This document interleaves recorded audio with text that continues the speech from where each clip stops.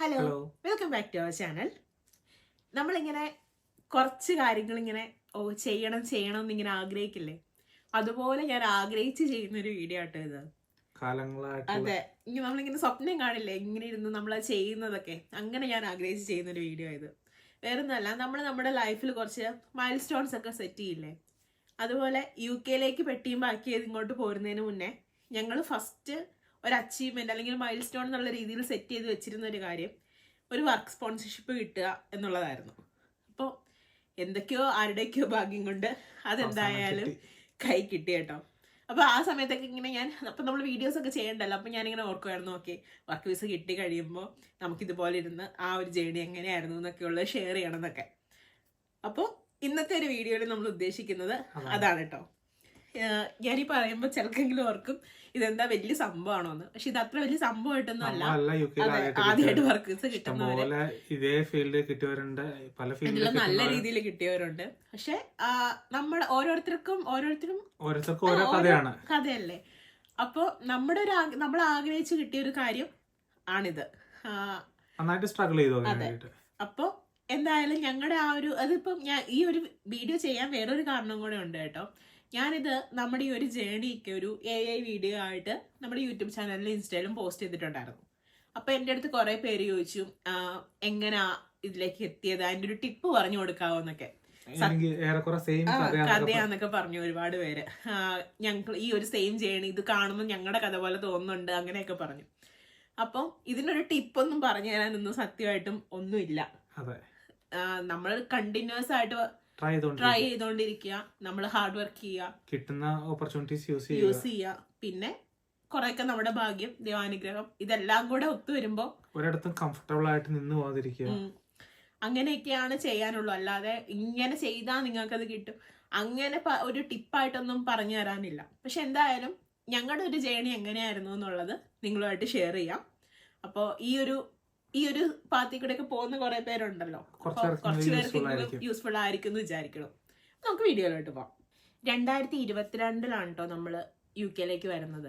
അപ്പോൾ UK വരാൻ വേണ്ടിയിട്ട് ഓക്കെ നമുക്ക് അങ്ങോട്ട് പോകാമെന്ന് ഒരു പ്ലാൻ ഇടുന്നതിന് മുന്നേ, ആ ഒരു പ്ലാൻ വന്ന ടൈം തൊട്ട് നമ്മളിങ്ങനെ ജസ്റ്റ് ഇങ്ങനെ ഇവിടത്തെ ഷോർട്ടേജ് ഒക്കുപേഷനിൽ വരുന്ന ജോബുകൾ എന്തൊക്കെയാണ് അങ്ങനെ എല്ലാം ചെക്ക് ചെയ്യുന്നുണ്ടായിരുന്നു. ജോബ് സെർച്ച് ചെയ്യല് അങ്ങനെയൊക്കെ എല്ലാവരും ചെയ്യുന്നതാണ്. നമ്മളിങ്ങനെ നോക്കണ്ടായിരുന്നു. അപ്പം ഞാനൊരു മാനേജീരിയൽ ഫീൽഡിൽ നിൽക്കുന്ന ആളായതുകൊണ്ടും ഞാൻ പഠിക്കാൻ എടുത്ത സബ്ജക്റ്റ് അതായതുകൊണ്ടും തന്നെ നമുക്ക് ആ ഒരു സബ്ജക്റ്റ് എടുക്കുന്ന മൊമെന്റിൽ തന്നെ നമുക്ക് അറിയാമായിരുന്നു ഇതത്ര ഈസി ആയിരിക്കില്ല. പഠിക്കാൻ വരുന്നത് ഞാനാണെങ്കിലും എനിക്കൊരു വിസ കിട്ടുക എന്ന് പറയുന്നത് അത്ര ഈസി ആയിട്ട് നടക്കുന്ന ഒരു കാര്യമായിരിക്കില്ല എന്നുള്ളത്. പിന്നെ ആ സമയത്ത് ഇങ്ങനെ ഇത്രയും പ്രശ്നങ്ങളൊന്നും ഇല്ലാത്തത് കൊണ്ട് ഇപ്പൊ NHS ആണെങ്കിലും ബാങ്ക് 3 അഡ്മിനിസ്ട്രേഷനിലൊക്കെ വിസ കിട്ടുന്നവരൊക്കെ ഉണ്ടായിരുന്നു. അപ്പോൾ തീർത്തും കിട്ടില്ല എന്നൊരു പ്രതീക്ഷയല്ല, പക്ഷെ ബുദ്ധിമുട്ടായിരിക്കും എന്നൊരു കാര്യം നമുക്ക് അപ്പോഴേ അറിയാമായിരുന്നു. അപ്പോഴും നമുക്കൊരു പ്രതീക്ഷ എന്ന് പറയുന്നത് മറ്റേ ആള് വർക്ക് ചെയ്യുന്നത് മീൻസ് പഠിച്ചത് മെയിൻ്റനൻസ് ഫീൽഡ് ആയതുകൊണ്ടും മെക്കാനിക്കൽ ഫീൽഡ് ആയതുകൊണ്ടും അത് കുറച്ചും കൂടെ ഷോർട്ടേജിൽ വരുന്ന ഒരു ജോബ് ആയിരുന്നു ആ ടൈമില്. വേക്കൻസീസ് ഒക്കെ കാണുന്നുണ്ടായിരുന്നു. അപ്പോൾ ഓക്കെ, അപ്പം ഇങ്ങനെ എനിക്ക് ഇപ്പൊ എന്നെ കൊണ്ട് ചിലപ്പോൾ പറ്റിയില്ലെങ്കിലും മറ്റേ ആൾക്ക് കിട്ടാനുള്ള സാധ്യതയുണ്ട് എന്നുള്ളൊരു വിശ്വാസത്തിന്റെ പുറത്താണ് നമ്മൾ കയറി പോകുന്നത് തന്നെ. അപ്പം ഇവിടെ വന്നിട്ടാണെങ്കിലും നമ്മൾ ജോബ് നോക്കിയതെല്ലാം ആ സമയത്ത് ജോലി ചെയ്തതെല്ലാം സ്പോൺസർഷിപ്പ് കൊടുക്കാൻ പറ്റുന്ന കമ്പനികളിലായിരുന്നു. അപ്പൊ നമുക്ക് ആ ഒരു ഇൻഫർമേഷൻ ഒക്കെ നമുക്ക് ഉണ്ടായിരുന്നു ആ ടൈമില്. ഏതൊക്കെ അങ്ങനെ ഒരു ലിസ്റ്റ് ഉണ്ടെന്നും ആ ലിസ്റ്റിൽ നോക്കിയാൽ ഏതൊക്കെ കമ്പനികൾക്കാണ് സ്പോൺസർഷിപ്പ് പ്രൊവൈഡ് ചെയ്യാൻ പറ്റുക എന്നറിയാം എന്നൊക്കെ. നമ്മൾ അങ്ങനെ ആ ലിസ്റ്റ് എല്ലാം എടുത്തു വെച്ചിട്ട് അതിൽ വരുന്ന കമ്പനികളിലൊക്കെയാണ് കൂടുതലും അപ്ലൈ ചെയ്തുകൊണ്ടിരുന്നത്. അങ്ങനെ തന്നെയാണ് ജോലി ചെയ്തത്. ഇപ്പോൾ ഫസ്റ്റ് തന്നെ 2 സ്റ്റേഴ്സ് ഗ്രൂപ്പിൽ കയറിയപ്പോഴും ആ കമ്പനി ലിസ്റ്റിലുണ്ട്. ഇവിടുത്തെ വലിയൊരു ഫുഡ് മാനുഫാക്ചറിങ് കമ്പനിയാണ്. അങ്ങനെ നമ്മൾ അതിൽ തുടങ്ങി ഈ അത്യാവശ്യം പ്രൊമോഷനൊക്കെ ഇട്ട് കഴിഞ്ഞപ്പോൾ നമ്മൾ അവരുമായിട്ട് സംസാരിച്ചു, വിസ തരാനുള്ള സാധ്യതയുണ്ടോ എന്നുള്ള രീതിക്ക്. എന്നാൽ അവിടെ നിന്നൊരു നോ എന്നൊരു ആൻസറാണ് കിട്ടിയത്. അങ്ങനെ പിന്നെയാണ് നമ്മളത് ഫൈനലി റിയലൈസ് ചെയ്തത് ഈ പല കമ്പനികൾക്കും ആ ടൈമിലൊക്കെ നമ്മൾ ഒത്തിരി ഇന്റർവ്യൂസ് അറ്റൻഡ് ചെയ്യുന്നുണ്ട്. ഇപ്പോൾ ഈ സ്പോൺസർഷിപ്പ് കൊടുക്കുന്ന കമ്പനികളും കൊടുക്കാത്തതായിട്ടുള്ള ഒത്തിരി കമ്പനികളിൽ ഇന്റർവ്യൂ അറ്റൻഡ് ചെയ്യുന്നുണ്ട്. ഒട്ടുമിക്കതും ലൈസൻസ് ഉള്ള കമ്പനി ആണെങ്കിലും കൊടുക്കാൻ ഭയങ്കര ബുദ്ധിമുട്ടാണ്. അല്ലെങ്കിൽ സ്പോൺസർഷിപ്പിനെ കുറിച്ച് സംസാരിച്ചു വരുമ്പോ അവിടെ അവർക്കൊരു മടുപ്പ് ഫീൽ ചെയ്യുന്ന ഇഷ്ടംപോലെ ഒത്തിരി കണ്ടു. പിന്നെ ടൊയോട്ടയിൽ വന്നപ്പോഴും ടൊയോട്ടയും നല്ലൊരു കമ്പനി നല്ല തന്നെയാണ്. കമ്പനിയാണ്. അവിടെയും വിസയുടെ കാര്യം സംസാരിച്ചപ്പോ അവിടെ നിന്നും കേട്ടത് നോയാണ്. അപ്പൊ നോയാണ്. ഒരു പോയിന്റിൽ അപ്പൊ അവര് അറ്റ്ലീസ്റ്റ് ഇങ്ങനെ പറഞ്ഞു 2-3 വർഷം കഴിയുമ്പോൾ ചെയ്യാം, പക്ഷെ നമുക്ക് അതിനുള്ള വിസ കാലാവധിയോ കാര്യങ്ങളോ നമ്മുടെ കയ്യിലില്ല. അപ്പൊ അങ്ങനെ ഒരു ടൈമിലാണ് ഞങ്ങൾ ആ ഒരു നമുക്കങ്ങനെ തോന്നി, ഓക്കെ പ്രൈവറ്റ് സെക്ടറിൽ ഒരു കിട്ടുക എന്ന് പറയുന്നത് ചിലപ്പം അത് കുറെയൊക്കെ ഞങ്ങളുടെ അറിവില്ലായ്മയായിരുന്നു. പക്ഷെ എന്നാലും ആ ഒരു തോട്ട് മനസ്സിലോട്ട് വന്നു. ഓക്കെ പ്രൈവറ്റിൽ നോക്കുന്നത് പാടാണ്, കിട്ടാൻ പാടാണ്. പക്ഷെ NHS വരുമ്പോ ചിലപ്പോ അത്രയും ബുദ്ധിമുട്ടൊന്നും ഇല്ല, പെട്ടെന്ന് കിട്ടുന്നൊക്കെ. അത് മണ്ടത്തരമായിരുന്നു, ഒരു വിദ്യാധാരണയായിരുന്നു ഒരു പരിധി വരെ. പക്ഷെ എങ്ങനെയോ ആ ഒരു തോട്ട് വന്നു മൈൻഡില്. പിന്നെ നമ്മൾ ഫോക്കസ് ചെയ്തത് ഫുള്ള് NHS എങ്ങനെയാലും ഒന്ന് കയറി പറ്റുക, അതായിരുന്നു ഞങ്ങളുടെ രണ്ടുപേരുടെയും ലക്ഷ്യം. അപ്പൊ നമ്മൾ കണ്ടിന്യൂസ് ആയിട്ട് ആപ്ലിക്കേഷൻ ഇട്ടുകൊണ്ടിരുന്നു. റിജക്ഷൻ മെയിൽ അല്ലാതെ ഒരു മെയിൽ വന്നിട്ടില്ല ആ സമയത്തൊക്കെ. പിന്നെ നമ്മളത് ഓട്ടോമാറ്റിക്കലി എല്ലാവരും നമ്മളും കാണാതെ പഠിക്കുന്ന സിറ്റുവേഷനിലൊക്കെ വന്നു. പിന്നെ നമ്മൾ കുറച്ചും കൂടെ എന്താ ഓക്കെ ഓരോ റിജക്ഷൻ വരുമ്പോഴത്തേക്കും അതിൽ നിന്ന് എന്ത് ലേൺ ചെയ്യാൻ പറ്റും എന്നുള്ളത് നോക്കി അങ്ങനെയൊക്കെ കറക്റ്റ് ചെയ്തോണ്ടൊക്കെ ഇരുന്നു. അപ്പൊ എനിക്ക് ജോലി ഇല്ലാണ്ടിരിക്കുന്ന ടൈമായിരുന്നു, ഞാൻ വീട്ടിൽ തന്നെ ഇരിക്കുന്ന ടൈമായിരുന്നു. എനിക്ക് ഇഷ്ടംപോലെ സമയം ഉണ്ടായിരുന്നതുകൊണ്ട് എന്റെ ഫുൾ കോൺസെൻട്രേഷൻ അതിലായിരുന്നു. അപ്പൊ ആ എങ്ങനെ കണ്ടിന്യൂസ് ആയിട്ട് അപ്ലൈ ചെയ്ത് അവസാനം ഞങ്ങൾക്ക് ഒരു 4 ഇന്റർവ്യൂ അടുപ്പിച്ച് വന്നു. അപ്പൂന് വന്നു, എനിക്കല്ല. അപ്പൊ ആ ഒരു ടൈമില് ആ 4 എണ്ണം അറ്റൻഡ് ചെയ്തതിൽ നമുക്ക് കിട്ടിയ ഒരു ജോലി എന്ന് പറയുന്ന ബാൻ ടു പോർട്ടറിംഗ് ആയിരുന്നു. ആ സമയത്ത് ഇപ്പോൾ ടൊയോട്ടയിലെ പേയും ആനയും ഉറുമ്പും മാതിരിയുള്ള വ്യത്യാസം ഉണ്ടായിരുന്നു. കാരണം ടൊയോട്ടയിൽ നല്ല കലക്കൻ പേയും അതുപോലെയുള്ള അലവൻസ് കാര്യങ്ങൾ അങ്ങനെ ഒത്തിരി ഉണ്ട്. ഓട്ടോമിനൊക്കെ ഭയങ്കര പേയാ. പിന്നെ ഇപ്പൊ പോലും ഞാൻ ആ പേയുടെ അടുത്തേക്ക് എത്തിയിട്ടില്ല, ടൊയോട്ടയിലുള്ള പേനൊക്കെ. പക്ഷെ അവരെ കിട്ടില്ല എന്നുള്ളത് കൊണ്ട് തന്നെ എന്നാ മൂവ് ചെയ്യാം എന്നൊരു കൺസെപ്റ്റിലേക്ക് കുറച്ചുകൂടെ ദൂരം ട്രാവൽ ഉണ്ട്, എന്നാലും കുഴപ്പമില്ല.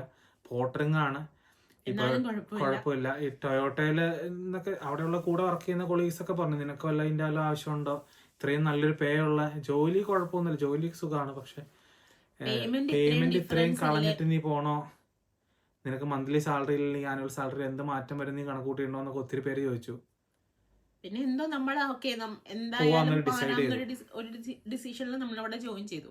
അപ്പം NHS കയറി 2-3 മാസത്തിനുള്ളിൽ തന്നെ നമ്മള് ചോദിച്ചായിരുന്നു ബാൻ 2-ന് സ്പോൺസർഷിപ്പ്. നമ്മൾ അവരായിട്ട് നല്ലൊരു സിങ്കിലേക്ക് എത്തിയായിരുന്നു. അപ്പൊ ഈ മാനേജ്മെന്റ് ആയിട്ട് നല്ലൊരു കമ്പനി ആയി കഴിഞ്ഞപ്പോ നമ്മള് ഓട്ടോമാറ്റിക്കലി നമ്മുടെ കാര്യങ്ങൾ അവരുമായിട്ട് കമ്മ്യൂണിക്കേറ്റ് ചെയ്തായിരുന്നു. ഇങ്ങനെ ഇന്ന ക്വാളിഫിക്കേഷൻ ഉണ്ട്, ഇങ്ങനെയൊക്കെയാണ് കാര്യങ്ങള്, വിസയുടെ ഇഷ്യൂ ഉണ്ട്. അപ്പോൾ അവരായിട്ട് ഇങ്ങോട്ട് പറഞ്ഞ് ഞാൻ HR കോണ്ടാക്ട് ചെയ്യാം. നമ്മൾ ചോദിച്ചപ്പോൾ അവര് കോണ്ടാക്ട് ചെയ്തു. അപ്പൊ പക്ഷെ നേരെ ഒരു നോയാ നമുക്ക് കിട്ടിയത്. ആ സമയത്ത് നമ്മൾ PSW എടുക്കാൻ നിൽക്കുന്നുണ്ടായിരുന്നുള്ളൂ കേട്ടോ. PSW എടുക്കുന്നതിന് മുന്നേ നമ്മൾ അന്വേഷിച്ചത്. അപ്പൊ പറഞ്ഞു ഇല്ല കിട്ടത്തില്ല, എന്തായാലും ബാൻ 2-ന് കിട്ടത്തില്ല എന്ന് പറഞ്ഞു. പിന്നെ നമ്മൾ PSW എടുത്തു. പക്ഷെ അപ്പൊ പിന്നെ നമ്മൾ ചിന്തിച്ചു ഓക്കെ ബാൻ 2-ന് കിട്ടത്തില്ല, അപ്പൊ പിന്നെ ബാൻ 3-ലേക്കോ ബാൻ 4-ലേക്കോ പോയാൽ ചിലപ്പോ കിട്ടാനുള്ള സാധ്യതയുണ്ടല്ലോ. നമ്മൾ കേട്ടിട്ടുണ്ട് ബാൻ 3-ലൊക്കെ അവിടെ കൊടുത്തതായിട്ട് കേട്ടിട്ടുണ്ട്. അങ്ങനെ ഒരു ഇതിന്റെ പുറത്ത് നമ്മൾ പിന്നെ അപ്ലൈ ചെയ്തത് എല്ലാം ബാൻ 3 ബാൻ 4 പോസ്റ്റുകളായിരുന്നു. അപ്പൊ അങ്ങനെ പിന്നെ കുറെ ബാൻ 4 ഇന്റർവ്യൂ വന്നു, ബാൻ 3 ഇന്റർവ്യൂ വന്നു. അതെ, അങ്ങനെ ഒരെണ്ണം കിട്ടി, ലെസ്റ്ററിൽ കിട്ടി. അങ്ങനെ മൂവ് ചെയ്യാം അല്ലെങ്കിൽ പോവാം എന്നൊരു കൺസെപ്റ്റ് ഒക്കെ വന്നു. ഏറെക്കുറെ പേപ്പറൊക്കെ നടക്കുന്ന സമയത്ത് എൻ്റെ മാനേജർ എന്നോട് പറഞ്ഞു, ഇപ്പൊ അവിടെ പോർട്ടറിംഗിലെ മാനേജർ പറഞ്ഞു, നീ ഇത്രയും ക്വാളിഫിക്കേഷൻ വെച്ചുകൊണ്ട് നീ അങ്ങോട്ട് പോകണ്ട, ഇവിടെ ഒരു മെയിൻ്റനൻസ് ജോബ് വന്നിട്ടുണ്ടല്ലോ, നിനക്ക് അത് അപ്ലൈ ചെയ്യാൻ മേലെന്ന് വെച്ചു. ഞാൻ ഒബിയസ്ലി നമ്മൾ നേരത്തെ അപ്ലൈ ചെയ്തിട്ടുണ്ട്, റിജക്ട് 1-2 പ്രാവശ്യം റിജക്ട് ചെയ്തിട്ടുണ്ട്. അപ്പൊ ഇന്റർവ്യൂ റിജക്ട് ആയത് ആ സമയത്ത് എന്തോ അവർ റിജക്ട് ചെയ്തു. അങ്ങനെ വന്ന് ഇപ്പം ഞാൻ പറഞ്ഞു ഇല്ല കിട്ടില്ല, ഞാൻ ഇങ്ങനെയൊക്കെ ചെയ്തായിരുന്നു കിട്ടില്ല. അപ്പൊ പുള്ളി പറഞ്ഞു നീ എന്തായാലും ഒന്ന് അപ്ലൈ ചെയ്ത് നോക്കാലോ, നീ അറ്റ്ലീസ്റ്റ് ഈ ട്രസ്റ്റ് തന്നെ നിൽക്കാൻ മേലെന്ന് ചോദിച്ചു. അങ്ങനെ നമ്മൾ അപ്ലൈ ചെയ്തു. എന്തോ ഭാഗ്യത്തിന് ഇന്റർവ്യൂ വിളിച്ചു. ഇന്റർവ്യൂ കിട്ടി കഴിഞ്ഞപ്പോൾ നമുക്ക് കിട്ടിയൊരു അഡ്വാൻറ്റേജ് എന്താന്ന് പറഞ്ഞാൽ നമ്മുടെ മാനേജർ നേരിട്ട് അവിടുത്തെ എസ്റ്റേറ്റ് മാനേജറായിട്ട് സംസാരിച്ചു, എസ്റ്റേറ്റ് ഓഫീസറായിട്ട് സംസാരിച്ചു. നമ്മളെ കുറിച്ച് നല്ലൊരു ക്ലിയർ ഇംപ്രഷൻ അവിടെ ഉണ്ടാക്കി കൊടുത്തിട്ടുണ്ടായിരുന്നു. അത് കഴിഞ്ഞിട്ട് അല്ലാണ്ട് വേറെ ഹെൽപ്പ് ഒന്നും കിട്ടില്ല. പക്ഷെ ഇങ്ങനെ ഒരാളുണ്ട് നമ്മുടെ ട്രസ്റ്റ്. പിന്നെ അവരുടെ ഈ സൂപ്പർവൈസറൊക്കെ ആയിട്ടാണ് നമ്മൾ ട്രസ്റ്റിൽ കണ്ട് പരിചയവും അങ്ങനെയൊക്കെ ഉള്ളതുകൊണ്ട് ഒരു ബെനിഫിറ്റ് നമുക്ക് അതിൻ്റെ അകത്ത് കിട്ടിയായിരുന്നു. ഒരു 6-7 മാസമായിട്ട് അവിടെ വർക്ക് ചെയ്യുന്നതുകൊണ്ട് നമുക്ക് കണ്ട് നല്ല പരിചയം ഉണ്ടായിരുന്നു എല്ലാവരുമായിട്ട്. അപ്പം ഇവരായിട്ട് ഇന്റർവ്യൂ വന്നു, ഇന്റർവ്യൂവിന് പോയി. ഇന്റർവ്യൂ നല്ല ഈ പറഞ്ഞ പോലെ കടുകട്ടിയായിരുന്നു, കുഴപ്പമില്ലാണ്ട് പെർഫോം ചെയ്തു. അപ്പം അവരോട് നമ്മൾ ക്ലിയർ ആയിട്ട് നമ്മൾ പറഞ്ഞു, ഇത്ര എനിക്കിപ്പോൾ ഇങ്ങനെ ഇന്നതാണ് എൻ്റെ ക്വാളിഫിക്കേഷൻ, ഞാൻ എൻ്റെ ഡോക്യുമെന്റ്സ് കാര്യങ്ങൾ കൊണ്ടുപോയിട്ടുണ്ടായിരുന്നു, എക്സ്പീരിയൻസിനുള്ള പ്രൂവ് ചെയ്യുന്ന കാര്യങ്ങൾ കൊണ്ടുപോയിട്ടുണ്ടായിരുന്നു. അപ്പോൾ അതെല്ലാം കാണിച്ചു കൊടുത്തു. വന്നിട്ട് അവരോട് പറഞ്ഞു ഇങ്ങനെ തന്നെയാണ് കാര്യങ്ങൾ, എനിക്ക് ഇത്ര എക്സ്പീരിയൻസ് ഉള്ളൂ, അത് എനിക്ക് ലിമിറ്റഡ് നോളജ് ക്വാളിഫിക്കേഷൻ ഉണ്ടെങ്കിലും എക്സ്പീരിയൻസ് ഇല്ല, അപ്പോൾ ഞാൻ ലേൺ ചെയ്യാൻ വില്ലിങ് ആണെന്നുള്ള കാര്യങ്ങൾ അവരോട് പറഞ്ഞിട്ടുണ്ടായിരുന്നു. അപ്പം ഇന്റർവ്യൂ കഴിഞ്ഞ ഉടനെ എന്നെ അന്ന് തന്നെ വൈകുന്നേരം അവർ വിളിച്ചിട്ട് പറഞ്ഞു, പിന്നീട് മൈ ഓൺ ടൈം, എൻ്റെ ടൈമിൽ തന്നെ, ഓവർ ടൈമായിട്ട് അങ്ങനെയൊന്നും തരില്ല, നീ വന്ന് ഒരു പ്രാക്ടിക്കൽ സെഷൻ അല്ലെങ്കിൽ പ്രാക്ടിക്കൽ ടെസ്റ്റ് പോലെ ഒരെണ്ണം അറ്റൻഡ് ചെയ്യാൻ പറ്റുമോ എന്ന് ചോദിച്ചു. ഓക്കെ, കുഴപ്പമില്ല എന്ന് പറഞ്ഞു. ഒരു ഹാഫ് ഡേ ഫുൾ അവിടെ നിൽക്കേണ്ടി വന്നു. അന്നാണെങ്കിൽ ഒരു 4 ഹവേഴ്സിനടുത്ത് അവിടെ വർക്ക് ചെയ്തു. അപ്പോൾ അതിൽ 2 ഹവേഴ്സോളം അവർ നമുക്ക് ടെസ്റ്റ് പോലെ തന്നെയായിരുന്നു, ഓരോ പണികൾ ചെയ്യിപ്പിച്ച് അവർ ടെസ്റ്റ് ചെയ്തുകൊണ്ടിരുന്നു.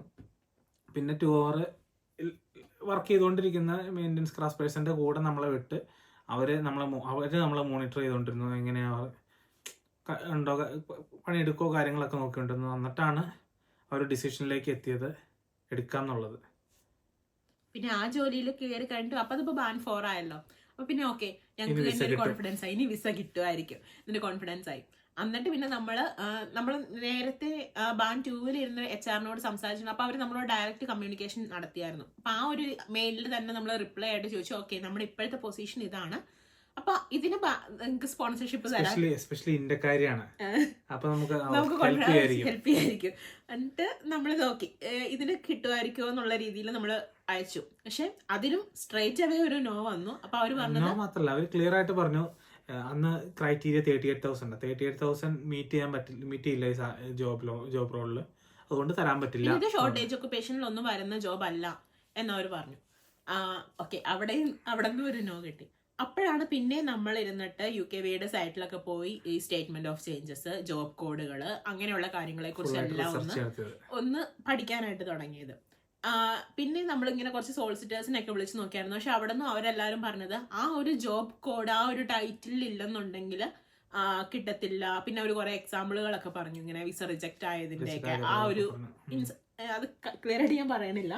പക്ഷെ ആ ഒരു പർട്ടിക്കുലർ ജോബ് ടൈറ്റിൽ തന്നെ വരാത്തത്, ചെറിയൊരു ജോബ് ടൈറ്റിൽ ചെറിയൊരു മാറ്റം വന്നതിന് വരെ റിജക്റ്റ് ആയി എന്നുള്ള രീതിക്കൊക്കെ എന്നൊക്കെ പറഞ്ഞായിരുന്നു. അപ്പൊ അതൊക്കെ കേൾക്കുമ്പോൾ നമ്മൾ ഓക്കെ കിട്ടാൻ ബുദ്ധിമുട്ടാണ്, പ്രതീക്ഷ ഇങ്ങനെ താഴോട്ട് പോയിക്കൊണ്ടിരുന്നു. പക്ഷെ നമ്മൾ കുറച്ചും കൂടെ ലേൺ ചെയ്തുകൊണ്ടിരുന്നു കേട്ടോ, എന്തെങ്കിലും വഴിയുണ്ടോ എന്നുള്ളത് കണ്ടുപിടിക്കാൻ വേണ്ടിയിട്ട്.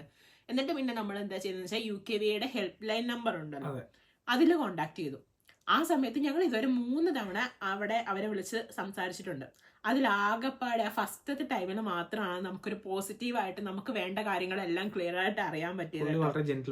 എന്തോ ഒരു ഭാഗ്യത്തിന് അന്ന് കോൾ എടുത്ത മനുഷ്യൻ നല്ലൊരു മനുഷ്യനായിരുന്നു.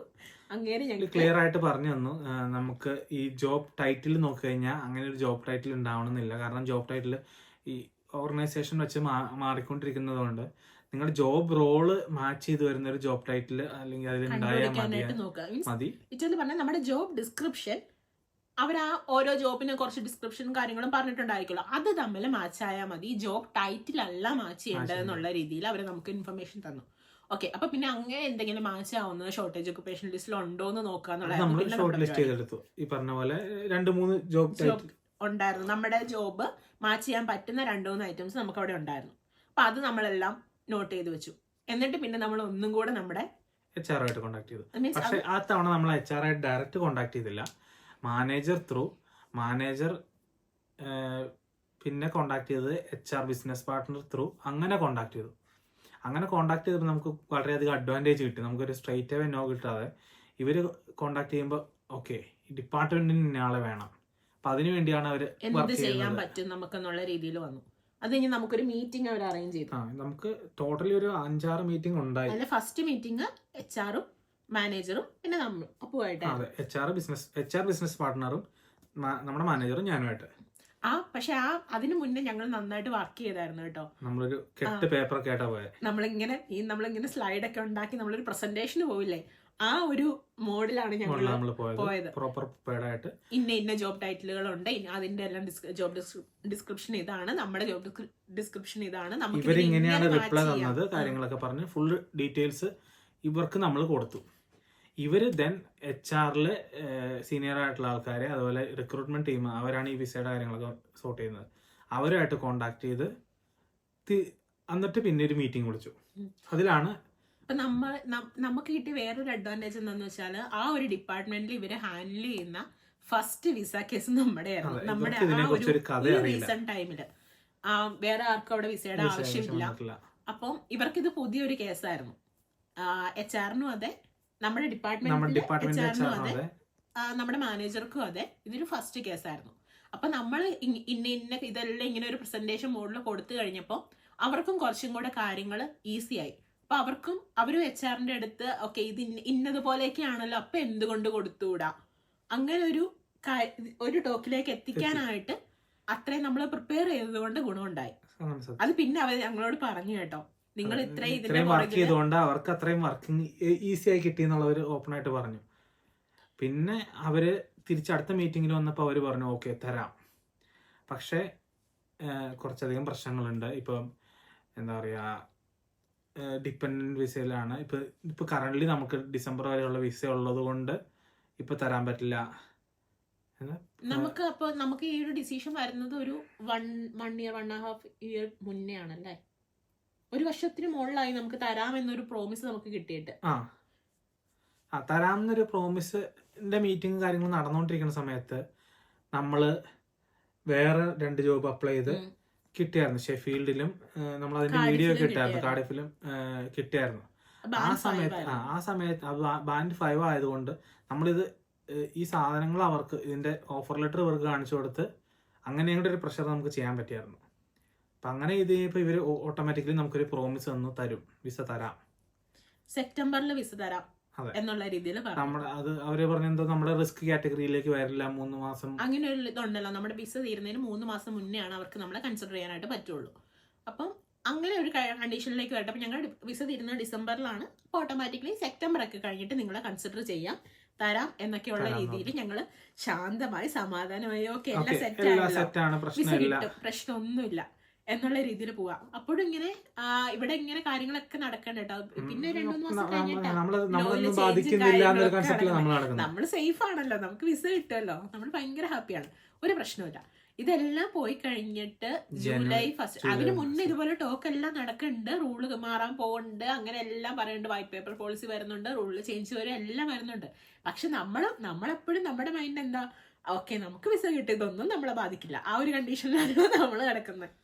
അതെല്ലാം കഴിഞ്ഞ് ജൂലൈ 1 തീയതിയാണ് ഇത് വരുന്നത്, റൂൾ ചേഞ്ച് വരുന്നത്, സ്റ്റേറ്റ്മെന്റ് ഓഫ് ചേഞ്ചസ് വരുന്നത്. അപ്പോൾ ജൂലൈ 2 തീയതി എന്റെ ബർത്ത്ഡേ ആണ്, ജൂലൈ 7 തീയതി അപ്പുവിന്റെ ബർത്ത്ഡേ ആണ്. ഞങ്ങൾ ഹോളിഡേ ഒക്കെ ബുക്ക് ചെയ്ത് പ്ലാൻ ചെയ്ത് ഒരു വീക്കിനോളം നമ്മൾ ഹോളിഡേ ബുക്ക് ചെയ്ത് എന്താ പറയാ ഫുൾ പ്ലാൻഡ് ആയിരുന്നു. എല്ലാം ട്രിപ്പ് എല്ലാം സെറ്റ് ചെയ്ത് എല്ലാം റെഡി ആക്കി വെച്ചോണ്ടിരിക്കാനുണ്ടോ. അപ്പൊ ജൂലൈ 1 തീയതി സംഭവം വരുന്നു. അപ്പൊ ഞാൻ തിരിച്ച് ജോലി കഴിഞ്ഞ് ബസ്സിൽ ഇങ്ങ് വന്നോണ്ടിരിക്കുമ്പോഴാണ് കേട്ടോ ഞാനിത് കാണുന്നത്. കണ്ടു കഴിഞ്ഞിട്ട് എനിക്ക് കുറച്ച് നേരത്തേക്ക് എന്തോ അടി കിട്ടി. നമ്മളെന്താ പറയുന്ന നമ്മളെ ആ ഒരു കണ്ടീഷനിൽ അല്ലാണ്ടൊക്കെ ആയിപ്പോലെ, നമുക്ക് എന്താ റിയാലിറ്റി, എന്താ ഇവിടെ നടക്കണേ ഒന്നും മനസ്സിലാവാത്തൊരു കണ്ടീഷനിലാണ്. ഇങ്ങനെ ന്യൂസ് വരുന്നത് ഇനി ആർക്കും വിസ കിട്ടില്ല, ഇന്നോട്ട് വിസ കിട്ടില്ല, അല്ലെങ്കിൽ ഡിപെൻഡന്റിനെ അലോ ചെയ്യില്ല, അങ്ങനെ കുറെ ഇത് വന്നു കഴിയുമ്പോ നമുക്ക് ഒരു ഐഡിയ ഇല്ല. പിന്നെ ഇതിരുന്ന് വായിച്ചു. അപ്പൊ ഞാൻ വണ്ടിയിലിരുന്ന് ഞാനിത് കേട്ടത് ഞാൻ അപ്പനെ വിളിച്ചു, എല്ലാം റെഡി ആക്കിക്കോ, നമുക്ക് ഇനി എന്തായാലും വിസ കിട്ടാൻ പോകുന്നില്ല, നമ്മൾ പോകേണ്ട വരും ഇനിയിപ്പോ എന്ന് പറഞ്ഞോണ്ട് ഞാൻ അപ്പനെ വിളിച്ചു. അത് കഴിഞ്ഞ് അപ്പനും പറയുന്നുണ്ട് നീ ഒന്ന് വാ എന്നിട്ട് നമുക്ക് നോക്കാമെന്ന്. പക്ഷെ എനിക്കൊന്നും ഞാൻ ഒറ്റ സമാധാനം കൊടുക്കില്ലാത്ത ആളാട്ടോ. ഞാൻ ടെൻഷൻ ആയി കഴിഞ്ഞാൽ എൻ്റെ കൂടെ ഉള്ള ആളെയും കൂടെ ടെൻഷൻ ആക്കും, ആ ഒരു ടൈപ്പ് ഓഫ് ആളാണ് ഞാൻ. എന്നിട്ട് പിന്നെ ആ വണ്ടിയിലിരുന്ന് തന്നെ അതിങ്ങനെ വായിച്ചു പോയി കഴിഞ്ഞപ്പോൾ അപ്പൊ എനിക്ക് മനസ്സിലായി ഓക്കെ അവിടെ നമുക്ക് കിട്ടാനുള്ള സ്കോപ്പ് ഉണ്ട്, പക്ഷെ ഡിപ്പെൻഡന്റ് അലോ ചെയ്യില്ല, അങ്ങനെ മനസ്സിലായി. പിന്നെ പോയി കഴിഞ്ഞപ്പോഴാണ് എനിക്ക് മനസ്സിലായത് ഓക്കെ ഇത് COS 21 തീയതിക്ക് മുന്നേ ഇഷ്യൂ ചെയ്ത് കഴിഞ്ഞാൽ പ്രശ്നമില്ല എന്നുള്ളത് മനസ്സിലായി. അതിന് മുന്നേ COS അടിച്ച് കിട്ടിക്കഴിഞ്ഞാൽ നമ്മൾ സേഫ് ആണ്. അപ്പൊ പിന്നെ ഇപ്പൊ അടുത്ത കടമ്പ എന്ന് പറയുന്നത് 21 തീയതിക്ക് മുന്നേ എങ്ങനെയെങ്കിലും COS അടിച്ച് കിട്ടണം എന്നുള്ളതായി. അപ്പൊ തന്നെ അന്ന് തന്നെ ഇതൊരു ഐഡിയ ഉണ്ടാക്കി, നമ്മളൊരു ക്ലിയർ പിക്ചർ ഉണ്ടാക്കി കഴിഞ്ഞപ്പോ തന്നെ നമ്മൾ മാനേജറെ ഉടനെ അതിന് മുന്നേ നമ്മൾ ഇങ്ങനെ ലോയിൽ ചിലപ്പോൾ ചേഞ്ച് വരുമായിരിക്കും എന്നൊക്കെ കേട്ടിട്ട് നമ്മൾ ഓൾറെഡി അവരൊന്ന് ഇൻഫോം ചെയ്തായിരുന്നു, ഇങ്ങനെ വരാനുള്ള ഇതൊക്കെ പറയുന്നുണ്ടല്ലോ. അപ്പോഴും അവര് നമ്മളോട് പറഞ്ഞു ഇല്ല സെപ്റ്റംബർ ആവാണ്ട് ഒന്നും ചെയ്യാൻ പറ്റത്തില്ല എന്നുള്ള രീതിയിൽ പറഞ്ഞു. അത് കഴിഞ്ഞ് അന്ന് ഇവിടെ വന്ന ഈ ഒരു ഇങ്ങനെയൊക്കെയാണ് കഥയെല്ലാം ക്ലിയർ ആയിട്ടൊരു പിക്ചർ കിട്ടിക്കഴിഞ്ഞ ഉടനെ തന്നെ അന്ന് വൈകുന്നേരം വർക്കിംഗ് ടൈം പോലും അല്ല കേട്ടോ, ഇല്ല അല്ല ആള് 24/7 അവൈലബിൾ ആയിട്ടുള്ള ഒരാളാണ് പുള്ളി. എപ്പോഴും വിളിക്കാൻ അത്രയും ക്ലോസ് ആയിട്ടൊരാളാണ്. അപ്പം ആളെ നേരെ വിളിച്ചു, ആളുടെ അടുത്ത് പറഞ്ഞു ഇങ്ങനെയാണ് കാര്യങ്ങളെന്ന് പറഞ്ഞു. പുള്ളി പറഞ്ഞു കൂളാവ്, നീ ടെൻഷൻ ആവണ്ട, നമുക്ക് നോക്കാം, നീ അതിന് ഡീറ്റെയിൽ ആയിട്ടൊരു മെയിൽ എനിക്ക് താട്ടെ, അതിൻ്റെ ഡീറ്റെയിൽ ആയിട്ടുള്ള അതിൻ്റെ PDF എന്തെങ്കിലും ഉണ്ടെങ്കിൽ അതും കൂടെ താട്ടെ. എനിക്കും ക്ലെയർ എന്നാണ് ഈ പറഞ്ഞ HR ബിസിനസ് പാർട്ട്ണറുടെ പേര്, പുള്ളിക്കാരിങ്ങളെ സീസ് ചെയ്ത് താട്ടെ, നമ്മൾ നാളെ നോക്കാമെന്ന് പറഞ്ഞു. ഞങ്ങളിവിടെ ഹോളിഡേ ഒക്കെ ബുക്ക് ചെയ്തിട്ടിരിക്കും. അപ്പൊ ഞങ്ങൾ ഹോളിഡേ ക്യാൻസൽ ചെയ്യണോ, ഞങ്ങൾ വേണേൽ നിൽക്കാം എല്ലാം പറഞ്ഞു. ഇല്ല, നീ ഹോളിഡേ ബുക്ക് ചെയ്തല്ലേ, നീ ധൈര്യമായിട്ട് പോയിട്ട് വാ, ഇവിടുത്തെ കാര്യം ഞാൻ നോക്കിക്കോളാം. അങ്ങനെ പുള്ളി ഭയങ്കര സപ്പോർട്ടായിരുന്നു കേട്ടോ. എന്തോ അവിടുന്ന് നല്ല രീതിക്ക് ഒരു സപ്പോർട്ട് കിട്ടിയോണ്ടാണ് നമുക്ക് വിസ കിട്ടിയത്. ആള് അങ്ങനെ പറഞ്ഞു. എന്നിട്ട് പിന്നെ നമ്മൾ മെയില് കൊടുത്തു. പിന്നെ അതിൻ്റെ അകത്ത് ഫുൾ കമ്മ്യൂണിക്കേഷൻ നമ്മളിൽ അവർക്ക് രണ്ടുപേർക്കും അറിയാമായിരുന്നു ഞാൻ ആനുവൽ ലീവിലാന്നുള്ളത് കൊണ്ടും നമ്മളെ ബുദ്ധിമുട്ടിക്കാൻ പറ്റില്ലാത്തതുകൊണ്ട് അവർ പറഞ്ഞിരുന്നു, നമ്മളൊന്ന് സീസ് വെച്ചിട്ടുണ്ടായില്ല. എന്നിട്ട് പിന്നെ ഞാൻ ആനുവൽ ലീവ് കഴിഞ്ഞാൽ അവിടെ ചെന്ന് കഴിഞ്ഞപ്പോഴാണ് ഈ മെയിൽസ് എന്നെ എടുത്ത് കാണിക്കുന്നത്. പുള്ളിയും കമ്മ്യൂണിക്കേഷൻ നടത്തുന്നത്. ഫുൾ കമ്മ്യൂണിക്കേഷൻ പോയിക്കൊണ്ടിരിക്കുക. ആ സമയത്ത് നമ്മുടെ അവസ്ഥ എന്ന് പറഞ്ഞാൽ നമുക്ക് ഇതിനെ കുറിച്ച് ഇവിടെ എന്താ നടക്കണേന്ന് അറിയില്ല. നമുക്ക് ഓരോ മണിക്കൂറും ഓരോ യുഗം പോലെ പൊക്കോണ്ടിരിക്കുക. ആദ്യമായിട്ടാണ് ഇങ്ങനെ അവധി കിട്ടിയിട്ട് ഇതൊന്ന് തീർന്നു കിട്ടിയാൽ മതിയായിരുന്നു എന്ന് ചിന്തിക്കണത്. ഞങ്ങൾ എന്നിട്ട് മറ്റേ ഹോളിഡേക്ക് പോയി ട്രിപ്പ് പോകുന്ന സമയത്ത് ഞങ്ങൾ എന്തോ മരിച്ച വീട്ടിൽ പോകുന്ന പോലെയാണ് ഞങ്ങള് പോയി ഒരിടത്തും പോയൊന്നുമില്ല, സ്റ്റേയിൽ നിന്ന് തിരിച്ചു പോകുന്നു എന്നല്ലാതെ അങ്ങനെ എൻജോയ് ചെയ്തൊന്നുമില്ല. നമ്മൾ 24 മണിക്കൂർ നമ്മൾ ഇത് തന്നെ ചിന്തിച്ചുകൊണ്ടിരിക്കുന്ന ദൈവമേ എന്താകും. കാരണം ഈ 20 ദിവസത്തിനുള്ളിൽ ഒന്നും നടന്നില്ലെങ്കിൽ പിന്നെ ഇനി അതിനകത്ത് വേറൊരു കഥയില്ല. പിന്നെ തിരിച്ചു പോകാനുള്ള വഴികൾ നോക്കുക എന്നുള്ളത് മാത്രമാണ് ഉള്ളൂ. പക്ഷെ നമ്മൾ ഇത്രയും എഫേർട്ട് ഇട്ട് ഇത്രയും ഇൻവെസ്റ്റ് ചെയ്തെല്ലാം വന്നിട്ട് അങ്ങനെ ഒന്നും ആവാണ്ട് പെട്ടെന്ന് അങ്ങ് തിരിച്ചു പോവാന്ന് പറയുന്നത് അത്ര പെട്ടെന്ന് അത്രയ്ക്ക് അങ്ങനെ അംഗീകരിക്കാൻ പറ്റുന്ന കാര്യമല്ലല്ലോ. അതുകൊണ്ട് ആ ഒരു ടൈം ഇപ്പൊ പറയുമ്പോൾ നല്ല രസമായിട്ട് പറയണ്ടെങ്കിലും അത് ആ ഫേസ് ചെയ്ത ടൈം എന്ന് പറയുന്നത് നല്ല ബുദ്ധിമുട്ടായിരുന്നു. പിന്നെ ഇതെല്ലാം കഴിഞ്ഞു. അവിടെ നിന്ന് ആ ടൈമില് അതിനകത്ത് എഴുതേണ്ട ജോബ് ഡിസ്ക്രിപ്ഷൻ വരെ അവര് നമ്മളോട് ഫസ്റ്റ് തന്നെ ഇങ്ങോട്ട് പറഞ്ഞു ഓക്കെ. പിന്നെ ഇങ്ങനെ പറഞ്ഞു ഇങ്ങനെയാണെങ്കിലും തരാം, നിനക്ക് തരാൻ തന്നെ തീരുമാനം തരും എന്ന് പറഞ്ഞു. പിന്നെ അവര് ഡീറ്റെയിൽസ് ചോദിച്ചു. എന്നിട്ട് അവർ ഇങ്ങോട്ട് പറഞ്ഞു നമുക്ക് IHS ഫീസ് നമ്മൾ പേ ചെയ്യില്ല, നീ തന്നെ പേ ചെയ്യേണ്ടി വരും, ട്രസ്റ്റിന് അത് അഫോർഡ് ചെയ്യാൻ പറ്റില്ല. 3 വർഷം നമുക്ക് ഓഫർ ചെയ്തു. 3 വർഷം ഓഫർ ചെയ്തിട്ട് നിനക്കത് ഓക്കെ ആണോ, ഇത്ര എമൗണ്ട് വരുന്നു പറഞ്ഞു. അപ്പം ഞാൻ അങ്ങോട്ട് ചോദിച്ചു അതിന് പകരം 5 years തരാൻ പറ്റുമോ. ഇപ്പം ഞാൻ ഇങ്ങനെ അവരോട് ഇങ്ങനെയാണ് പ്രസന്റ് ചെയ്തത്. മീൻസ് 5 years കിട്ടിക്കഴിഞ്ഞാൽ ഇപ്പോഴത്തെ കറണ്ട് റൂൾ വെച്ചിട്ട് ഇനിയിപ്പോൾ മാറുമല്ലോ. ആ സമയത്ത് മാറുന്ന കാര്യം പറഞ്ഞിട്ടില്ല, ഉറപ്പ് വന്നിട്ടില്ല. അപ്പൊ കറണ്ട് റൂൾ വെച്ച് 5 years വിസ കിട്ടിക്കഴിഞ്ഞാൽ ഞാൻ 5 year കഴിയുമ്പോൾ ILRന് എലിജിബിൾ ആവും. അപ്പോൾ ILR കിട്ടിക്കഴിഞ്ഞാൽ പിന്നെ എനിക്ക് വിസയുടെ ആവശ്യം വരുന്നില്ല. അപ്പോൾ എനിക്ക് ഇവിടെ കണ്ടിന്യൂസ് ആയിട്ട് വർക്ക് ചെയ്യുമ്പോൾ ഈ പ്രശ്നങ്ങളൊന്നുമില്ല എന്നുള്ള അവരെ പറഞ്ഞ് ഫലിപ്പിക്കുകയും അങ്ങനെ മെയിൽ കൊടുത്തു കഴിഞ്ഞപ്പോൾ അവർ ഓക്കെ എന്നാൽ 5 years തരാം എന്നുള്ള തീരുമാനമായി. പിന്നെ വന്ന പ്രശ്നം എന്ന് വെച്ചാൽ പിന്നെ എല്ലാം എടുത്തോ പിടിച്ചോന്ന് പറഞ്ഞാൽ പിറ്റേന്ന് തന്നെ COS ഒന്നും പറയാണ്ട് തന്നെ നേരെ മെയിലിലേക്ക് വന്നു. അതിൻ്റെ സ്റ്റാർട്ട് ഡേറ്റ് അതിൻ്റെ പിറ്റേന്നാണ് കൊടുത്തേക്കുന്നത്. നമ്മളാണ് ഇതിന് വേണ്ടി വേറെ ഒന്നും ചെയ്തിട്ടില്ല. ഞാൻ ഇത് ബിസിനസ് പാർട്ട്ണറായിട്ട് സംസാരിച്ചിട്ടുണ്ട്. നമുക്ക് ഈ റൂള് വരുന്നതിന് ഒരാഴ്ച മുന്നേ നമ്മൾ കൊണ്ടേ നമ്മുടെ വിസ പാസ്പോർട്ട് പുതുക്കാൻ കൊടുത്തേ. പാസ്പോർട്ട് പോലും ഇല്ല, പാസ്പോർട്ട് കയ്യിലില്ല. IELTS എഴുതണം, പാസ്പോർട്ട് വന്നിട്ട് വേണം. നാട്ടില് PCCക്ക് പോലും അത് പോയിട്ടില്ല. മറ്റേ പോലീസ് സ്റ്റേഷനുമായിട്ട് ബന്ധപ്പെട്ട് അവിടെ ഒന്നും ഇത് എത്തിയിട്ടില്ല ഇതുവരെ. IELTS എഴുതണം, ഫണ്ട് അറേഞ്ച് ചെയ്യണം. 5 yearsന്റെ ഫണ്ട് അറേഞ്ച് ചെയ്യണ്ടേ, കയ്യിലൊരു രൂപയില്ല കയ്യില്. അപ്പം ഇവർ നാളെ മറ്റന്നാളായിട്ട് അപ്ലൈ ചെയ്യണം, സ്റ്റാർട്ട് ഡേറ്റ് ഇന്ന ദിവസം കൊടുത്തേക്കണെന്ന് പറഞ്ഞ് മെയിൽ വന്നു. ഞാൻ പിന്നെ എന്ത് ചെയ്യുന്ന അറിയില്ല. പിന്നെ ഇവരെ പിന്നെ കോണ്ടാക്ട് ചെയ്തിട്ട് പറഞ്ഞു എനിക്ക് ഇങ്ങനെ പ്രശ്നങ്ങളുണ്ട്, അപ്പോൾ എനിക്ക് ഒരു ഇന്ന ഡേറ്റ് ഇട്ട് കിട്ടി, start date mid of August വെച്ച് സ്റ്റാർട്ട് ഡേറ്റ് കൊടുത്ത് തരാമോ എന്ന് ചോദിച്ചു. അപ്പോൾ അവര് നമ്മുടെ അടുത്ത് പറഞ്ഞു ഇത് അങ്ങനെ വയ്ക്കുന്നത് കൊണ്ട് എന്തെങ്കിലും പ്രശ്നം പറ്റിയ അതിന്റെ റെസ്പോൺസിബിലിറ്റി നിങ്ങൾക്കായിരിക്കും, നമ്മൾ അതിന്റെ അകത്ത് റെസ്പോൺസിബിൾ ആയിരിക്കില്ല എന്ന് വെച്ചാൽ ചിലപ്പോൾ റിജക്റ്റ് ആവാനുള്ള സാധ്യത ഉണ്ടാവും, അതിന്റെ റെസ്പോൺസിബിലിറ്റി നീ ഏറ്റെടുത്തോണം എന്നുള്ള രീതിയിൽ പറഞ്ഞു. ഓഫർ മറ്റേ COS ഡേറ്റ് നമുക്ക് 16th 15th അങ്ങനെ എന്തോ ഡേറ്റ് ഇട്ട് കിട്ടി. എന്നിട്ട് ഇതിന്റെ അകത്ത് ചേഞ്ചസ് ഇങ്ങനെ വരുത്തി അമെൻഡ് ചെയ്ത് തന്നു, ചേഞ്ച് അമെൻഡ് ചെയ്ത് തന്നു. പുതിയ പാസ്പോർട്ട്, അത് ഇപ്പോഴത്തേക്കും പുതിയ പാസ്പോർട്ട് കയ്യിൽ വന്നു. അപ്പം അതും കൂടെ ആഡ് ചെയ്തിട്ടുള്ള ഇത് അമെൻഡ് ചെയ്ത് തന്നെ. ദെൻ IELTS-നുള്ള ഡേറ്റ് നോക്കലായി. IELTS പറഞ്ഞ പോലെ അടുത്ത വീക്കെൻഡിൽ ഭാഗത്തിന് ആ വീക്കെൻഡിൽ തന്നെ കിട്ടി. ടെസ്റ്റ് എന്തോ ഒരു വേക്കൻസി ഉണ്ടായിരുന്നു, എഴുതി. പിന്നെ ഫണ്ട് അറേഞ്ച് ചെയ്തു പെട്ടെന്ന് തന്നെ. എങ്ങനെയൊക്കെയോ ഒത്തിരി പേര് ഹെൽപ്പ് ചെയ്തു. നമ്മൾ തട്ടിക്കൂട്ടി വെപ്പിച്ചായിട്ട് ഫണ്ട് അറേഞ്ച് ചെയ്തു, വിസയ്ക്ക് അപ്ലൈ ചെയ്തു. അത് വിസയ്ക്ക് അപ്ലൈ ചെയ്ത് വിസ വരാനായിട്ട് ഏറെക്കുറെ ഒരു 1 month 6 വീക്ക് എടുത്തു. അതും കോമഡി ആയിരുന്നു. എൻ്റെ എന്നാണ് അപ്ലൈ ചെയ്തത്? 22 ആ ജൂലൈ 22 അപ്ലൈ ചെയ്തു. അപർണയുടെ ആണെങ്കിൽ ഒരു 1 വീക്ക് 1 വീക്ക് കഴിഞ്ഞിട്ട് ചെയ്തത്. പക്ഷേ വിസ വന്നത് എനിക്കാ. ടിപ്പിൻ്റെ വിസ ഫസ്റ്റ് വന്നു, ദെൻ പിറ്റേന്നാണ് എൻ്റെ വിസ വന്നത്. എന്തായാലും നമ്മൾ പേടിച്ചിരുന്ന പോലെ പ്രശ്നങ്ങളൊന്നും ഉണ്ടായില്ല. നമ്മൾ സോളിസിറ്റർ വഴിയൊന്നും പോകേണ്ടേ വന്നില്ല. നമ്മൾ ആദ്യം ഓർത്തായിരുന്നു ഇപ്പൊ ഇത്രയും ഇങ്ങനെയുള്ള പ്രശ്നങ്ങൾ ഉള്ളതുകൊണ്ട് സോളിസിറ്റർ വഴി പോകാമെന്ന് ഓർത്തു. ഒരു മനസ്സിന് തൃപ്തിയാവുന്ന ഒരു മറുപടി നമുക്ക് പോയ എവിടെ നിന്നും കിട്ടിയില്ലാത്തത് കൊണ്ട് നമ്മൾ തന്നെ അത് അപ്ലൈ ചെയ്തു. അങ്ങനെ വലിയ കുഴപ്പമൊന്നും ഇല്ലാണ്ട് ആ സാധനം കയ്യിൽ കിട്ടി.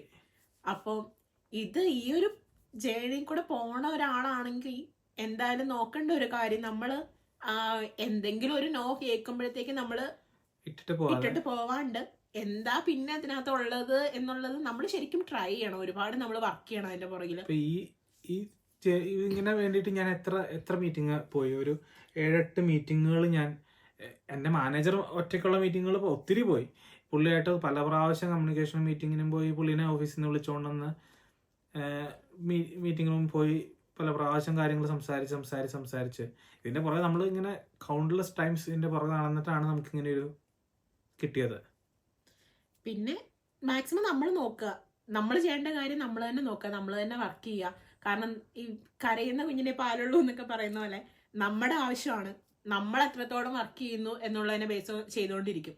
നമുക്ക് ആ കാര്യം ആവശ്യമുള്ള പോലെ വേറെ ഒരാൾക്കും ചുറ്റുമുള്ള വേറെ ഒരാൾക്കും അത് ആവശ്യമില്ല. നമ്മൾ എത്രത്തോളം പുറകെ നടക്കുന്നു, നമ്മൾ അതിന് വേണ്ടി എത്രത്തോളം എഫേർട്ട് എടുക്കുന്നു, നമ്മൾ എത്ര ഔട്ട്പുട്ട് കൊടുക്കുന്നു എന്നുള്ളതിനെ അത് ഞങ്ങൾക്കത് ആ ഒരു തോട്ട് ഞങ്ങളുടെ ഉള്ളിലുള്ളതുകൊണ്ടായിരിക്കും ഞങ്ങൾക്ക് ഈച്ച് ആൻഡ് എവരി കാര്യം നമ്മൾ അതിനകത്ത് പാർട്ടിസിപ്പേറ്റ് ചെയ്യണം. അങ്ങനെ ഒരു നമുക്ക് അതിനെക്കുറിച്ച് അവയർനെസ് ഉണ്ടാവണം എന്നൊരു നിർബന്ധം ഞങ്ങൾക്ക് ഉണ്ടായിരുന്നു. ഇപ്പൊ ജോബ് ഡിസ്ക്രിപ്ഷൻ ആണെങ്കിലും എല്ലാ കാര്യങ്ങളാണെങ്കിലും എങ്ങനെ വേണം ചെയ്യാൻ, അത് ഏത് രീതിയിൽ വേണം എന്നൊക്കെ ഉള്ളത് അതൊക്കെ അവർ ഇങ്ങോട്ട് ചോദിക്കുകയും ചെയ്തു. ജോബ് ഡിസ്ക്രിപ്ഷൻ എങ്ങനെ വേണം, അത് അപ്പൊ നമ്മൾ കൃത്യമായിട്ട് ഇന്ന രീതിക്ക് ടൈപ്പ് ചെയ്ത് കൊടുക്കുക. അതൊക്കെ നമ്മൾ ഓൾറെഡി പ്രിപ്പയർഡ് ആയിരുന്നു. കാരണം ഇതെന്ന് പറഞ്ഞാല് നമുക്ക് കിട്ടിയ ജോബ് ഇപ്പൊ നിലവിൽ ആ ജോബ് കോഡ് ഇപ്പോ യൂസ്ഫുൾ ആണെന്ന് എനിക്ക് തോന്നുന്നില്ല കേട്ടോ. അപ്പൊ അതിനകത്ത് സ്പെസിഫിക്കലി ഉണ്ടായിരുന്നു റെട്രോഫിറ്റർ എന്ന് പറയുന്ന ഒരു കാറ്റഗറിക്ക് മാത്രം, മീൻസ് ആ ജോബ് കോഡ് ഷോർട്ടേജ് ഒക്കുപേഷൻ ലിസ്റ്റിൽ ഉണ്ടെങ്കിലും അത് അല്ല 5319 അത് അങ്ങനെ ആ ഒരു കോഡ് ഫുള്ളായിട്ട് കിടപ്പുണ്ടെങ്കിലും അതിനകത്ത് റെട്രോഫിറ്റർ കാറ്റഗറിയിൽ വരുന്ന ജോബുകൾക്ക് മാത്രമാണ് ഈ ഒരു മീൻസ് ഷോർട്ടേജ് ഒക്കുപേഷൻ ലിസ്റ്റിൽ വരുന്ന ഒരു ജോബിൻ്റെതായ മീൻസ് ISL ലിസ്റ്റിൽ വരുന്ന ജോബിൻ്റെതായ ഗുണങ്ങളുണ്ടല്ലോ അത് കിട്ടുള്ളൂ. അപ്പം നമുക്ക് ആ ഒരു റെട്രോഫിറ്ററിന്റെ ജോബ് ഡിസ്ക്രിപ്ഷൻ അതിന് നമ്മുടെ കറന്റ് ജോബിനകത്ത് എങ്ങനെ മാച്ച് ചെയ്യാം എന്നുള്ളത് ഒരു പ്രോപ്പർ ഐഡിയ ഉണ്ടാക്കി അതിനെക്കുറിച്ച് അവർക്കും ഒരു ഐഡിയ കൊടുക്കേണ്ടതുണ്ടായിരുന്നു. കൃത്യമായിട്ട് പറഞ്ഞ് മനസ്സിലാക്കി കൊടുക്കണമെന്ന് മാനേജർക്ക് ഒക്കെ ആയിരുന്നു. മാനേജർ പറഞ്ഞു അത് പ്രോപ്പർ ആ ജോബ് കോഡ് തന്നെയാണെന്ന് പറഞ്ഞാലും HR-നെ നമുക്കത് പറഞ്ഞ് കൺവിൻസ് ചെയ്യണമായിരുന്നു. പിന്നെ ആ ഒരു നെയിം നമുക്ക് അതിനകത്ത് വേണമായിരുന്നു. നമുക്ക് മീൻസ് ആ സമയത്ത് ഞങ്ങളും ചിന്തിക്കണ്ടായിരുന്നു, ഓക്കെ റിജക്ഷൻ അവോയ്ഡ് ചെയ്യാൻ വേണ്ടിയിട്ട് നമുക്ക് എന്തൊക്കെ കാര്യങ്ങൾ നോക്കാം എന്നുള്ള രീതിയിൽ ഞങ്ങളും ചിന്തിക്കണ്ടായിരുന്നു. അപ്പൊ ഞങ്ങൾക്ക് കംപ്ലീറ്റ്ലി സാറ്റിസ്ഫൈഡ് ആയിട്ടുള്ള രീതിയിലാണ് അവര് COS ചെയ്തു തന്നത്. ആ സമയത്ത് അവർ നമ്മളോടും പ്രോപ്പറായിട്ട് ഓക്കെ ഇത് ഇങ്ങനെ മതി, ഇങ്ങനെയാണ് ഞങ്ങൾ ഉദ്ദേശിക്കുന്നത്, നിങ്ങൾക്ക് അത് ഓക്കെ ആണോ അല്ലെങ്കിൽ എന്തെങ്കിലും അതിനകത്ത് ആഡ് ചെയ്യാനുണ്ടോ, അങ്ങനെയുള്ള കാര്യങ്ങളെല്ലാം ഉണ്ടായിരുന്നു. അതിനകത്ത് ഏറ്റവും വലിയൊരു ഗുണം എന്ന് പറഞ്ഞാൽ നമ്മുടെ മാനേജർ ഡയറക്റ്റ് HR-നോട് കമ്മ്യൂണിക്കേറ്റ് ചെയ്തിട്ടുണ്ടായിരുന്നു. ഇതിനകത്ത് ഈ ഒരു റിലേറ്റഡ് ആയിട്ട് എന്തെങ്കിലും ഇഷ്യൂസ് ഉണ്ടെങ്കിൽ അത് ഞാൻ വഴി പോകണമെന്നില്ല, ഡയറക്റ്റ് ആളോട് തന്നെ സംസാരിച്ചത് ക്ലിയർ ചെയ്തോ എന്ന് പറഞ്ഞിട്ടുണ്ടായിരുന്നത് കൊണ്ട് നമ്മൾക്ക് ഡയറക്റ്റ് ആയിട്ട് അവർ കമ്മ്യൂണിക്കേറ്റ് ചെയ്യുന്നുണ്ടായിരുന്നു. പിന്നെ വേറൊരു കോമഡി എന്താണെന്ന് വെച്ച് കഴിഞ്ഞാല് ഇവരെല്ലാം പറഞ്ഞു നമുക്ക് ഈ കറക്റ്റ് ജോബ് കോഡ് അല്ലെങ്കിൽ കിട്ടില്ല എന്ന്. ഈ ജോബ് കോഡ് മാത്രം വെച്ചിട്ട് ടൈറ്റിൽ വച്ചേർന്നത് മൾട്ടി സ്കിൽഡ് ക്രാഫ്റ്റ് പേഴ്സൺ തന്നെ വച്ചേർന്നത്. ഇതിന്റെ അകത്ത് വേറൊന്നും വെച്ചിട്ടുണ്ടായിരുന്നില്ല.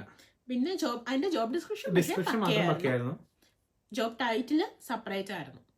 പിന്നെ എനിക്കിതിൽ നിന്ന് മനസ്സിലായ ഒരു കാര്യം, നമ്മുടെ ജോബ് കോഡ് ഏതാണെന്ന് ഡിസൈഡ് ചെയ്യേണ്ടത് നമ്മുടെ മാനേജറും HR ആണ്. അതിന്റെ ജോബ് ഡിസ്ക്രിപ്ഷൻ മാച്ച് ചെയ്യുന്നുണ്ടെങ്കിൽ അതിന്റെ ടൈറ്റിൽ എന്താണ് എന്നുള്ളത് അവിടെ ഒരു മാറ്റർ അല്ല എന്നുള്ളതാണ് ഞങ്ങളുടെ എക്സ്പീരിയൻസിൽ നിന്ന് ഞങ്ങൾക്ക് മനസ്സിലായ കാര്യം കേട്ടോ. അപ്പോൾ ഇനിയിപ്പോൾ നോക്കുന്നവരൊക്കെ ഉണ്ടെങ്കിൽ, കാരണം ഇപ്പോഴത്തെ സ്റ്റേറ്റ്മെന്റ് ഓഫ് ചേഞ്ചസ് എടുത്ത് നോക്കിക്കഴിഞ്ഞാൽ ടെമ്പററി ഷോർട്ടേജ് ഓക്കുപേഷൻ ലിസ്റ്റിൽ ഇപ്പോൾ മെയിൻ്റനൻസിൽ അല്ലെങ്കിൽ മെക്കാനിക്കൽ ഫീൽഡിലൊക്കെ വർക്ക് ചെയ്യുന്നവർക്ക് കുറേ ജോബ് കോഡുകൾ കണ്ടുപിടിക്കാനായിട്ട് പറ്റും. കുറേ ഉണ്ട്. നിങ്ങൾക്ക് ഇപ്പോഴത്തെ വെച്ച് നോക്കുമ്പോൾ പണ്ടത്തെ ISL ലിസ്റ്റിനേക്കാളും കുറച്ചും കൂടി അഡ്വാൻറ്റേജ് ഉള്ള പോലെ എനിക്ക് തോന്നണേ. അതിനകത്ത് ഒരു ലിമിറ്റഡ് നമ്പർ ഓഫ് ജോബേ ഉണ്ടായിരുന്നുള്ളൂ. പക്ഷെ ഇപ്പൊ നോക്കിക്കഴിയുമ്പോൾ കുറച്ചും കൂടെ ഒരു ഓപ്പർച്യൂണിറ്റി ഉണ്ട് നമുക്ക്. ഈ ഒരു എന്താ പറയുന്നത്, ഇപ്പൊ ഈ ഡിപ്പെൻഡന്റ് ആയിട്ടൊക്കെ വരുന്നവർക്കൊക്കെ അവർക്ക് ചിലപ്പോൾ പറഞ്ഞാൽ ഒരു ന്യൂ എൻട്രന്റിന്റെ അലവൻസോ അങ്ങനെ ഒന്നും, മീൻസ് ആ ഒരു റിഡക്ഷനോ കാര്യങ്ങളോ ഒന്നും കിട്ടത്തില്ലല്ലോ. അപ്പൊ അങ്ങനെയൊക്കെ ഉള്ളവർക്ക് കുറച്ചും കൂടെ ജോബുകൾ അതിനകത്ത് ആഡ് ചെയ്തിട്ടുണ്ട്. അത് ഉപയോഗിക്കുക, എങ്ങനെ നമ്മുടേതായിട്ട് മാച്ച് ചെയ്യാൻ നോക്കുക എന്നൊക്കെയുള്ളതാണ് നമ്മൾ മെയിനായിട്ടും കോൺസെൻട്രേറ്റ് ചെയ്യേണ്ടത്. അപ്പോൾ എന്തെങ്കിലും ഒരു ടിപ്പൊക്കെ പറഞ്ഞു തരാമോ എന്ന് പറയുന്നവരോട് എനിക്ക് തോന്നുന്ന ഒരു കാര്യം എന്ന് പറയുന്നത്, ശരിക്കും ടെമ്പററി ഷോർട്ടേജ് ഓക്കുപേഷൻ ലിസ്റ്റിൽ വരുന്ന ജോബുകളുമായിട്ട് മാച്ച് ചെയ്യുന്ന ജോബുകൾ കൂടുതലായിട്ട് അപ്ലൈ ചെയ്യാം. പിന്നെ ഒബിയസ്ലി ലൈസൻസ് ഉള്ളവർക്ക്, സ്പോൺസർ ചെയ്യാൻ ലൈസൻസ് ഉള്ളവരെ മെയിനായിട്ടും ഫോക്കസ് ചെയ്യാം. ആ രീതിയിൽ പോയി നോക്കുക. കമ്മ്യൂണിക്കേഷൻ പ്രോപ്പറായിട്ട് നടത്തുക, അത് പ്രോപ്പർ ചാനൽ വഴി നടത്തുകയാണ് ഏറ്റവും നല്ലത്. ഇമെയിലും അതുപോലെ പ്രോപ്പർ റൂട്ട് വഴി മാനേജർ വഴി പോവുകയാണെങ്കിൽ അത്ര നല്ലതാണ്. മീൻസ് ഒരു നോ കിട്ടിയാൽ ഇങ്ങനെ ഒരു സാധ്യത കൂടി ഇല്ലേ എന്ന് ചിന്തിക്കാൻ വേണ്ടിയിട്ട്, മീൻസ് നമുക്ക് ചോദിക്കാൻ വേണ്ടിയിട്ട് നമ്മുടെ ജോബ് കോഡിനെ കുറിച്ചും നമ്മുടെ ജോബ് റോളിനെ കുറിച്ചും ഒക്കെ ഒരു ബെറ്റർ അവയർനെസ് നമുക്ക് എപ്പോഴും ഉണ്ടായിരിക്കണം. അത് നിങ്ങൾക്ക് ഒരുപാട് ഉപയോഗപ്പെടും. നമ്മൾ കണ്ണും പൂട്ടി പോയി കേൾക്കുന്നതിനേക്കാളും ഒരുപാട് മീൻസ് നമുക്ക് തിരിച്ചതിനെക്കുറിച്ച് സംസാരിക്കാൻ ഒരു ചാൻസ് അവിടെ കിട്ടും. പിന്നെ അതിൽ വേറൊരു കാര്യം, നമുക്കതിൽ യൂസ്ഫുൾ ആയിരുന്നില്ല, പക്ഷേ യൂണിയൻ പോലുള്ള കാര്യങ്ങളിൽ മെമ്പർ ആണെങ്കിൽ അതും യൂസ് ചെയ്യാവുന്ന ഒരു കാര്യമാണ്. കാരണം യൂണിയൻ ഇതിലൊക്കെ നമ്മളെ സപ്പോർട്ട് ചെയ്യും. ഇപ്പൊ ഒരു മീറ്റിങ്ങിനൊക്കെ നമ്മൾ പോവാണെന്നുണ്ടെങ്കിൽ നമ്മളെ ബാക്കപ്പ് ചെയ്യാൻ വേണ്ടി ഒരാളെ കൊണ്ടുപോകാനായിട്ട് നമുക്ക് പറ്റും. അപ്പൊ യൂണിയനൊക്കെ ആണെങ്കിൽ കുറച്ചും കൂടെ പ്രഷർ ചെയ്യാനൊക്കെ പറ്റും നമുക്ക്. ഇപ്പോ ഞാൻ ഇപ്പോഴും വിശ്വസിക്കുന്നത് നമ്മുടെ മാനേജർ അത്രയും സ്ട്രോങ് ആയിരുന്നത് കൊണ്ടും അവർക്ക് അത്രയും നമ്മളെ വേണ്ടിയിരുന്നത് കൊണ്ടുമാണ് പ്രൂവ് ചെയ്യാൻ പറ്റുമായിരുന്നു. കാരണം ഞാൻ കയറി 1 year ആയിരുന്നു ആ സമയത്ത്. 1 year ആയപ്പോഴും അവിടെ വേറെ റിക്രൂട്ട്മെന്റ് നടന്നിട്ടില്ല. സെയിം പോസ്റ്റിൽ അഡ്വർടൈസ്മെന്റ് നടന്നുകൊണ്ടിരിക്കുന്നുണ്ട്. 1 year ആയിട്ട് അഡ്വർടൈസ്മെന്റ് പോയിക്കൊണ്ടിരിക്കുന്നുണ്ട്. സ്റ്റിൽ ഒരു 6-7 ജോബ് നമ്മുടെ എസ്റ്റേറ്റ് ഡിപ്പാർട്ട്മെന്റിൽ പോയിക്കൊണ്ടിരിക്കുന്നുണ്ട്. നാളെ കിട്ടുന്നില്ല. അപ്പം ക്ലിയർലി നമുക്ക് പറയാം ഷോർട്ടേജ് ആണ്.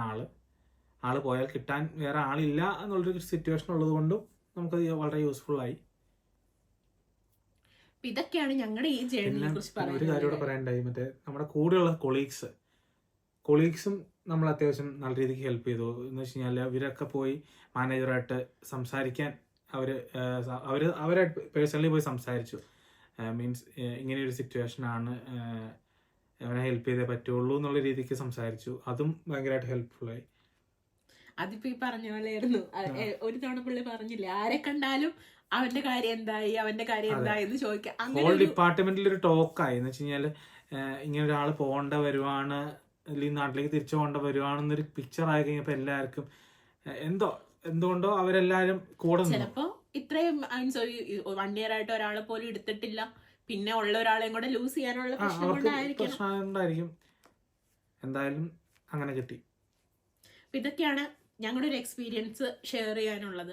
അപ്പോൾ എന്നോട് ചോദിക്കുന്നവരോട് എനിക്ക് പറയാനുള്ള കാര്യം അതാ, നമ്മളെപ്പോഴും എന്താ പറയുക, മുന്നിലുള്ള ഓപ്പർച്യൂണിറ്റീസ് മാക്സിമം കണ്ടുപിടിക്കാനായിട്ട് നോക്കുക. ഇപ്പോഴത്തെ കണ്ടീഷനിലാണെങ്കിൽ ഷോർട്ടേജ് ഓക്കുപേഷൻ ലിസ്റ്റ് ഒക്കെ നോക്കിയിട്ട് ടെമ്പററി ഷോർട്ടേജ് ഓക്കുപേഷൻ ലിസ്റ്റ് കൂടുതലായിട്ടും ഫോക്കസ് ചെയ്യുക. എനിക്കറിയാം അതിനകത്ത് വരുന്ന ജോബുകൾക്ക് ഒരിക്കലും നമുക്ക് ഡിപ്പെൻഡന്റിനെ സ്പോൺസർ ചെയ്യാനോ ഡിപ്പെൻഡന്റിനെ കൂടെ നിർത്താനോ ഒന്നും പറ്റത്തില്ല. അങ്ങനെ ഒരു പ്രശ്നം, ഒരു ഇഷ്യൂ അതിനകത്തുണ്ട്.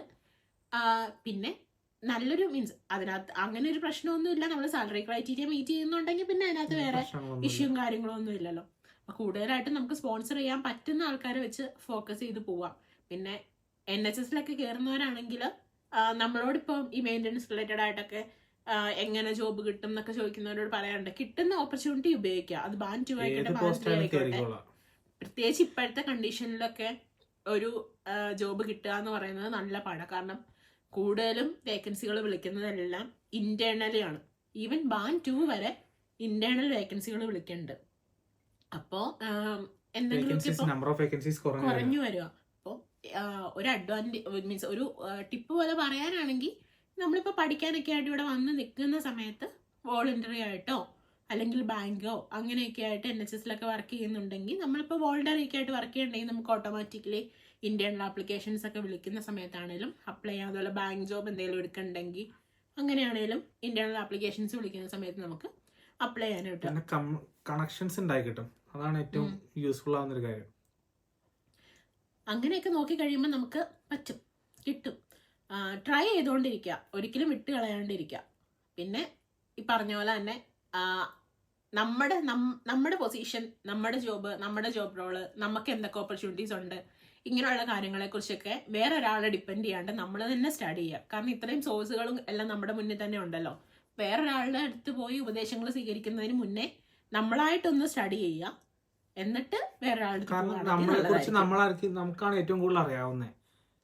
മറ്റൊരാൾക്ക് എത്രത്തോളം പറഞ്ഞു തരാൻ പറ്റും. ഇത്രയൊക്കെ ഉള്ളൂ. ഇത് ആർക്കെങ്കിലും ഒക്കെ ഉപകാരപ്പെടുമെന്ന് ഞാൻ വിചാരിക്കുന്നു. കാരണം ഈ ഒരു കണ്ടീഷൻ ഇപ്പൊ ലാസ്റ്റ് എനിക്കൊരു 2 വീക്കായിട്ട് ഞാൻ കാണുന്ന സംസാരിക്കുന്ന ആൾക്കാരെയൊക്കെ വെച്ച് നോക്കുമ്പോൾ ഈ ഒരു സിറ്റുവേഷനിൽ കൂടെ കടന്നു പോകുന്ന ഒരുപാട് പേര് ഇവിടെ ഉണ്ട്. ഇപ്പൊ പുതിയതായിട്ട് വന്ന ആൾക്കാരുണ്ട്, വിസ തീരാൻ നിൽക്കുന്നവരുണ്ട്, അങ്ങനെ ഒരുപാട് ആൾക്കാരുണ്ട്. ഈസി അല്ല. പക്ഷെ ഇപ്പൊ പറയുമ്പോൾ നമ്മൾ ചിരിച്ചു കളിച്ച് പറയണ്ടെങ്കിലും ആ കടന്നുപോയ കണ്ടീഷനോ നമ്മൾ ഫേസ് ചെയ്യേണ്ട വരുന്ന കാര്യങ്ങളോ ഒന്നും അത്ര ഈസി അല്ല.